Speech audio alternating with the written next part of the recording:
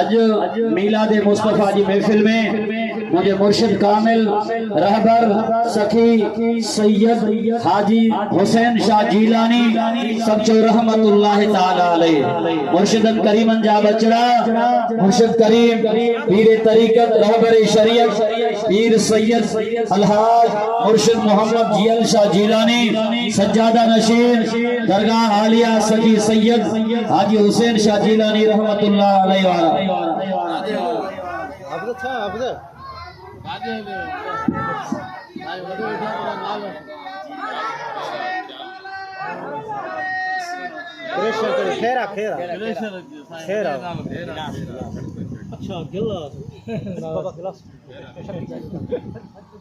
मुर्शिद करीम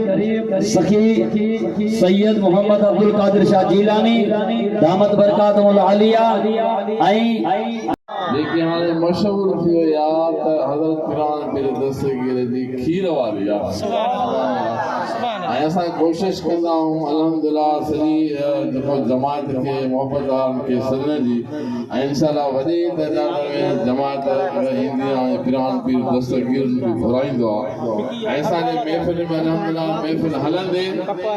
हलंदे रहमत जी बि बरसात हूंदी आहे त नंगरनि जी बि बरसात हूंदी आहे त खीर बोलंदो आहे त फ्रूट बोलंदो आहे त आख़िर नंगर बोलंदो आहे क़ुरान पीर दस्तगीर जी दरबार में 11 दस्तगीर जी इंशाअल्लाह ताला आईंदो त रहमत सां झोलियूं भराईंदो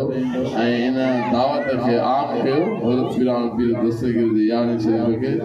ऐं अव्हांखे ख़ासि दावत आहे ऐं इंशाअल्लाह ताला हिन में कोशिश करे खीर जी सबील आणींदा कयो जो क़ुरान पीर दस्तगीर जी 11 शरीफ़ जी खीर जी सबील हलंदी आहे इंशाअल्लाह जेको हिन नेत सां ईंदो त असां क़ुरान पीर दस्तगीर जे दरबार में 11 शरीफ़ में खीर खणंदा आहियूं इंशाअल्लाह ताला सां खीर खुटंदो ई कोन त इंशाअल्लाह बेड़ा ई पास आमीन या रब हज़ूर जो सदके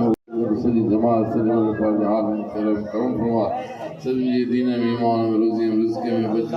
में नेमत रहमत बरकत फरमा या अल्लाह सॼी जमात सॼे ॻोठवा खे मोहबत वारो अदब वारो इश्क वारो बणाए महबूब जे बचड़नि जो महबूब जे असहाबनि जो महबूब जे आशिक़नि जो अल्लाह से इनखे मोहबत वारो बणाए ज़ाहिर बात इन्हनि जो इश्क ईमान अदब सलामत वारा नमाज़ वारो क़ुरान वारो सब्र वारो शुक्र वारो हया वारो बणाए या रब मुथा हज़ूर जे वास्ते सॼे ॻोठ सॼे खे आबाद शादाब सभिनी खे पाण में मोहबत फरमाए सभिनी जी रोज़ी रिज़्क़ में अल्लाह से अहिड़ो बरकत फरमाए जो माला माल थींदा लाल बात नासन फरमाए जेके बीमारनि खे शिफ़ा फरमाए जेके बे औलादनि खे औलाद फरमाए हुज़ूर जे सदके जेके पुटनि जा साल इन्हनि खे नेक साल बचड़ा अता फरमाए खुदा करीम पर सभिनी जायज़ हाजतूं पूरियूं फरमाए हसनैन करीम जे सदके असांजी दुनिया आख़िरत भलाई फरमाए